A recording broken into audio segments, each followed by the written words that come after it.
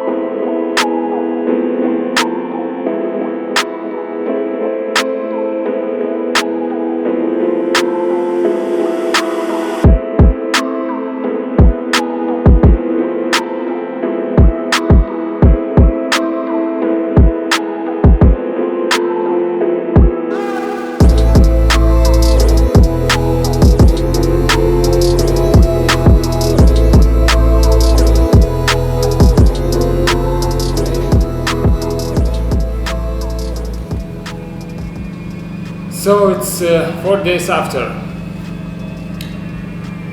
I am fortunate enough to have a taxidermist in my hometown. First of all, I thought that I will bring and just leave that head mock-up for him to finish, but when he suggested that he will guide me through the process and I will have to do everything myself, it kind of made sense, because his creations are made by him from start to finish. Of course, it didn't make sense to just give him to finish some random project. So anyhow, we made a deal, and that's the result. And first of all, I want to disclaim that the only part that it's real is the fur. The rest is absolutely artificial. I will just skim through the processes I've made. So I got the fur, I bent it inside of this mock-up and made a recess because I had a really confined space for the lamp. So I had to make a recess for the fur thickness.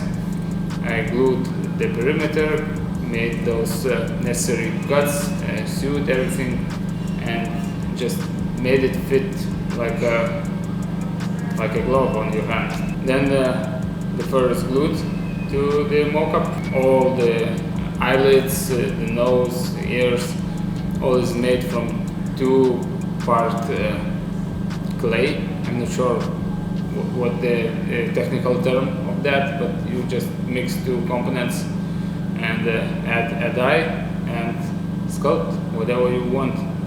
You have approximately an hour of working time, then it starts to set, and that's it. I took some lacquer, added some wet nose effect, and added a few droplets on the eyelashes, and that's pretty much what was going on. It just took 4 days. Anyhow, getting back to today's final stretch, I have to make the teeth to be removable, because otherwise you won't access the inside of the lamp. And I came up with the idea of using this M3 nut, but then I have a problem how to glue this tiny part firmly enough into the mock-up. So I bought these bigger screws, and I'm thinking to drill a hole through this and glue it into this, and then this will have a larger glue surface, and this I will glue into the mock-up. So that's the plan. Oh, for the front teeth I will put it in between the teeth because I have a large enough gap, and from the lower teeth I will probably go from underneath of the lower jaw through the jaw into this. Yeah.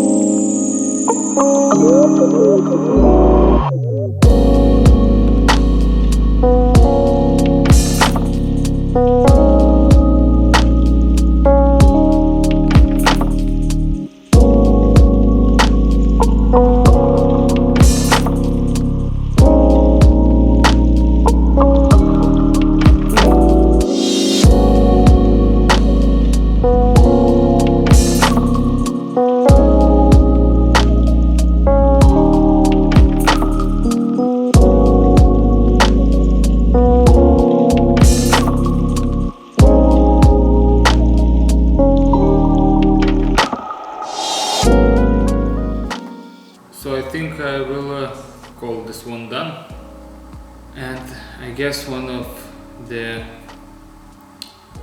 most difficult aspect was that actually it has to be very firm, because it has to withstand all the vibrations motorcycle creates. And the most difficult issue was to make it so that the lamp could be disassembled, but keeping in mind that it still has to be vibration resistant. I guess I don't have much more to say, except thank you for watching. And don't kill beavers.